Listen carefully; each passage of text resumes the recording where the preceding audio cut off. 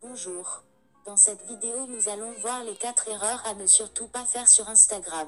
Et peut-être qu'au jour de toi-même tu fais ces erreurs sur ton compte. Je pense que la dernière erreur que je vais te présenter est celle qui est le plus commise, et qui fait que beaucoup de monde stagne sur Instagram.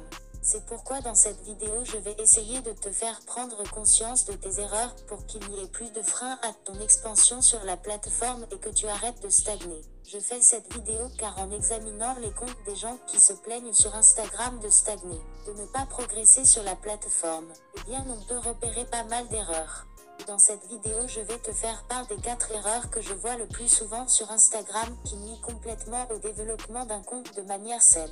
Donc c'est parti pour voir les 4 erreurs qui font que ton compte Instagram ne décolle pas. Première erreur que je vois très souvent sur Instagram, c'est les gens qui se focalisent sur leur nombre d'abonnés. J'en ai un peu parlé dans ma dernière vidéo sur comment décrocher son premier partenariat, en disant que ça fait bien longtemps que les marques ne s'intéressent plus au nombre d'abonnés mais bien à l'engagement sur ton compte. Aujourd'hui le nombre d'abonnés ne veut plus rien dire ou presque, et ce qui est vraiment important c'est l'engagement.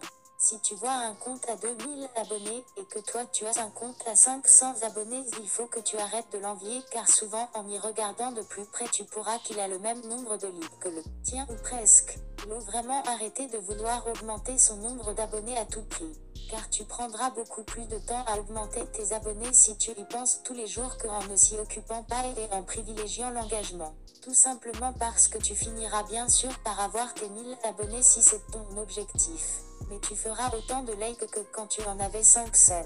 Le plus important c'est d'avoir une vraie communauté et pas avoir 95% d'abonnés fantômes, ça ne sert absolument à rien. Si je prends un exemple avec un compte à 1000 abonnés et qui depuis ses débuts privilégie l'engagement au compteur d'abonnés, et que je le compare à un compte à 3000 abonnés mais qui ne pense qu'à son chiffre d'abonnés, et que je vais voir dans les ligues de chacun, eh bien c'est sûr que le compte à 1000 abonnés qui pourtant a 3 fois moins d'abonnés que le compte à 3000 aura plus de likes que celui à 3000. Et là tu pourrais te dire que ce n'est pas trop gênant d'avoir des abonnés fantômes et un engagement pourri.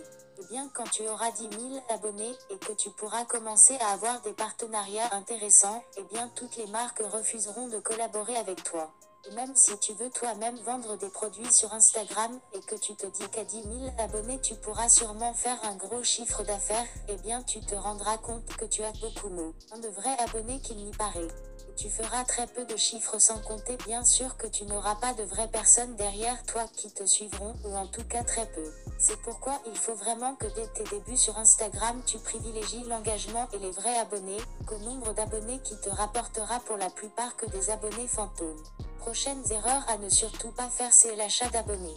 J'en avais déjà parlé dans ma vidéo 6 astuces Instagram pour augmenter votre nombre d'abonnés. Si vous ne l'avez pas encore vu, vous pouvez aller la voir. Mais dans cette vidéo je vais vraiment aborder plus de détails. Premièrement, ce ne sera pas des abonnés actifs, c'est-à-dire que c'est juste un chiffre sur un compteur. Qu'il n'y a pas de vraies personnes derrière qui s'intéressent pour de vrai à ce que tu fais. Et ça se rapporte en fait aux abonnés fantômes dont je vais parler juste avant. Ce n'est pas une vraie communauté, et tout comme les abonnés fantômes, eh bien les marques ne cautionnent pas ce genre de pratique, sauf que cette fois en plus de ne pas être de vrais abonnés et de vraies personnes qui te suivent, eh bien contrairement aux abonnés fantômes tu risques très fortement d'être banni par Instagram, ou que Instagram décide de faire du ménage. C'est-à-dire que l'application repère facilement les bots et supprime des comptes bots tous les jours par milliers. Donc c'est sûr qu'au bout d'un moment tu perds tous tes abonnés d'un coup. Sans compter qu'en plus de tout ça, eh bien avec des bots tu repousses les gens plus qu'autre chose. Imaginons une personne qui est tombée sur l'une de tes photos, qui la like et qui voit qu'il y a 150 likes sur la photo.